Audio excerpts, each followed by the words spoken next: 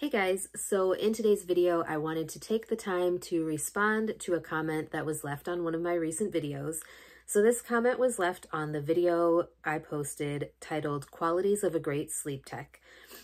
And I'm just going to read this person's comment and then share my thoughts on the subject. So this person said, would you say studying for sleep tech is harder or the same difficulty as studying for MA, which is medical assistant, if you weren't aware? And then they said, keep the sleep tech videos coming. And then they said, also, if you haven't seen the 3-part series from the Huberman podcast with Matt Walker, the author of the book Why We Sleep, they take a deep dive into sleep. Switching your sleep schedule around constantly, different from your circadian rhythm, is actually really bad for your brain. Having a steady wake and sleep time when possible is much better for you. Yes, I completely agree, and that's why I've kind of been going back and forth with my boss about this crazy rotation he has me on currently while I am training. Because for those of you who didn't know, so currently I am training to become a certified sleep technician. So that is the CPSGT credential, which is the first. I mean, you don't necessarily have to get the CPSGT before you get the RPSGT, which is a registered polysomnographic technologist. But CPSGT kind of is the entry-level version, and it gives you a little bit of extra time to work as a sleep tech before you take that RPSGT. You can only have CPSGT for 3 years, though. And I plan to make another video going more in depth about the different levels of sleep tech, from trainee to CPSGT to RPSGT. So if you're interested, stay tuned for that. So also, for those of you who don't know, I actually started out in healthcare as a CNA. After that, I became a nationally certified phlebotomist. After that, I became a nationally certified clinical medical assistant. And so I technically work full-time as a sleep tech currently, and I work on an as-needed basis as a medical assistant in a rural health clinic, so basically just covering shifts when they need someone. So now to respond to the other part of the question, well, I kind of didn't really talk about the rotation. So currently what my boss has been having me do is working day shift on Monday. So that's like 7:30 a.m. to 4 p.m.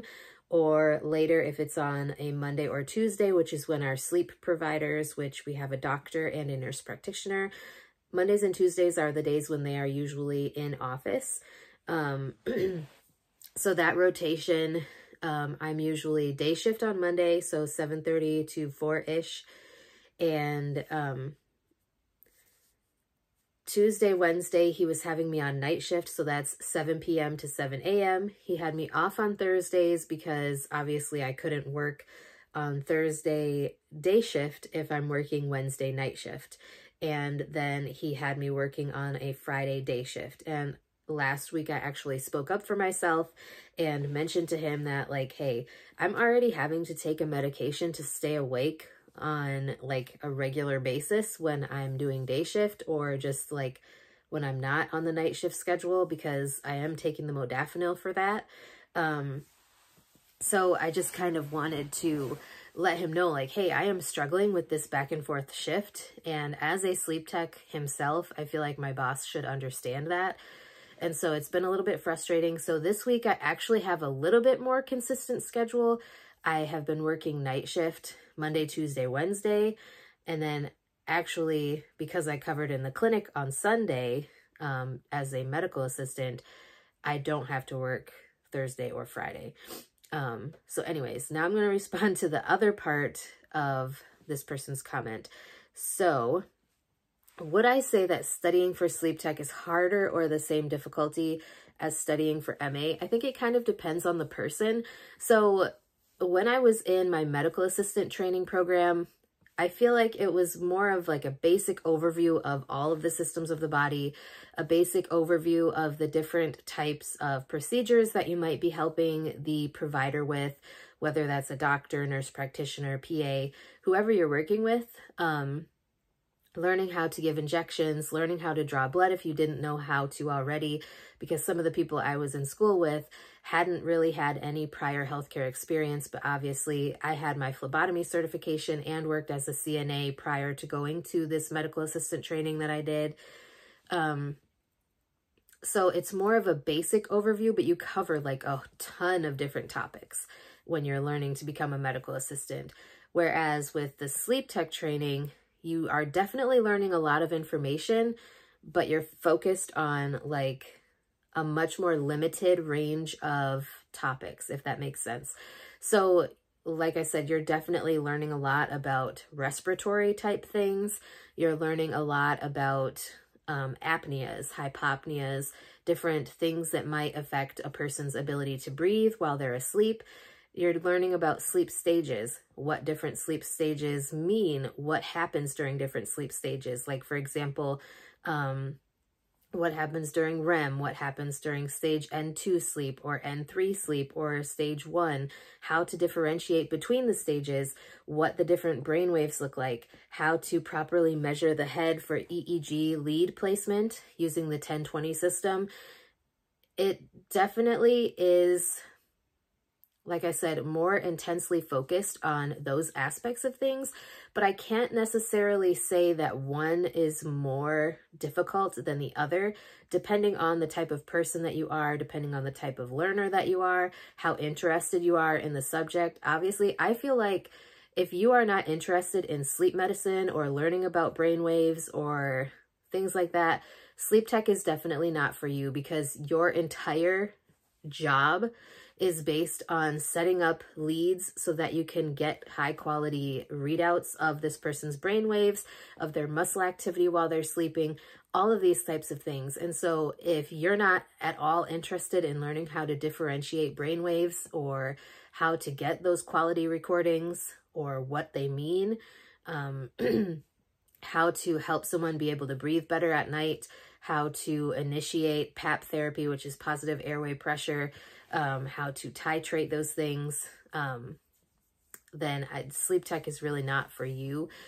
I'm the type of person who loves to learn, and I'm always looking for new things to learn.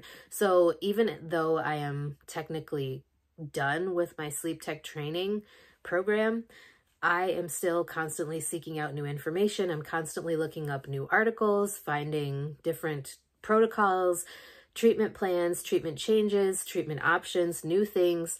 And I think my boss appreciates that, because I'm constantly sharing this with people. Like, if it's something that they don't know about, I'm telling them so that they know about it, because I find it interesting. But I would say they're just very different. It's not necessarily that one is more difficult than the other, but I can definitely see where people would have a more difficult time with the sleep tech program if they're not interested in all things sleep, all things brain, all things respiratory, because it is, the exam can be difficult. You have to know a lot of very specific respiratory related information. You have to know different protocols. You have to know different algorithms and formulas. And, you know, I was a little worried about that at first, because I do have a learning disability in math, but I have done okay with the formulas so far. I just have them written down on a little card so that I can remind myself of what the formula is, and they're fairly easy to figure out once you get the hang of things. Like, the more that you practice it, the better it will be. So to answer your question, I think they're about the same difficulty level as far as studying. The actual topical information, if you're not interested in like a deep dive of respiratory related stuff, of brain related stuff, of sleep related stuff, of learning how to differentiate different brain waves to be able to stage or score sleep studies, that is where the difficulty will be. And I will say I am still learning how to score and how to stage sleep. So I've been working at this since October of 2023. As I am filming this, it is May of 2024, and I'm still learning. it's a process. So hopefully this answers your question. If you guys have any more questions or anything you would like me to elaborate on, or any topics you would like to hear me discuss more on my channel in the future, I would be glad to share my knowledge and share my opinions. So with that being said, that's all I have for today. I hope you guys are having a wonderful day, and I will see you guys next time.